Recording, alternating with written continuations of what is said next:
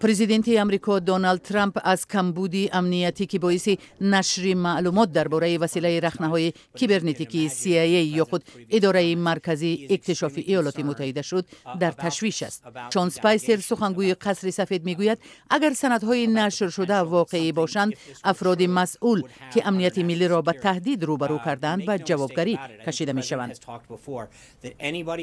هر کسی که معلومات سری را آشکار کرده است در نزد بلندترین هیئت قانونی جواب خواهد داد. ما از پس آشکار کننده ها می شویم. ما آنها را با استفاده از تمام نیروی قانون جوابگر خواهیم کرد. روز 7 مارس گروه افشاگر ویکیلیکس نزدیک به 9000 سند را که به قول این گروه سندهای اصلی می باشند انتشار کرد. بر پایه این سندها کنسولگری ایالات متحده آمریکا در شهر فرانکفورت آلمان مرکز استخبارات کیبرنتیکی آمریکا در اروپا، خاورمیانه و افریقا بوده است. سفارت آمریکا در آلمان تا حال درباره گزارش اخیر ویکیلیکس چیزی نگفته است. حکومت آلمان روز چهارشنبه گفت درباره واقعیت این سندها اطلاع دادن نمیتواند، ولی مسئله را به طور جدی ارزیابی میکند. در سندهایی که ویکیلیکس پخش کرده است، خادمان CIA درباره استفاده کدام نرم افزار برای رخنه کردن تلفن‌های آیفون، آیپد، برنامه اندروید گوگل و مثل اینها تبادل نظر میکردند.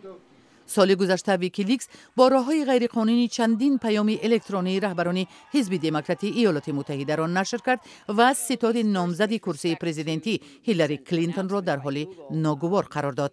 ماه ینور سال روان نهادهای استخباراتی ایالات متحده با پخش یک گزارش تأکید کردند که اصلا پیامدهای الکترونی حزب دموکرات را اداره استخبارات نظامی روسیه به دست آورد و به واسطه ویکیلیکس پخش کرد. 20 مارس کمیته امنیتی مجلس نمایندگان کنگره دخالت روسیه در انتخابات ایالات متحده را بررسی می‌کند.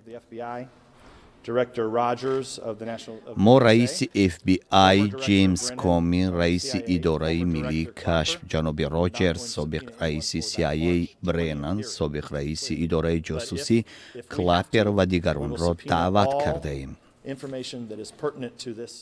دیوین نونیز افزود که به عقیده او دخالت روسیه به نتیجه انتخابات و پیروزی دونالد ترامپ تأثیر نداشت، ولی تحقیقات کنگره جدی بوده باید به تمام سوالها پاسخ پیدا کند.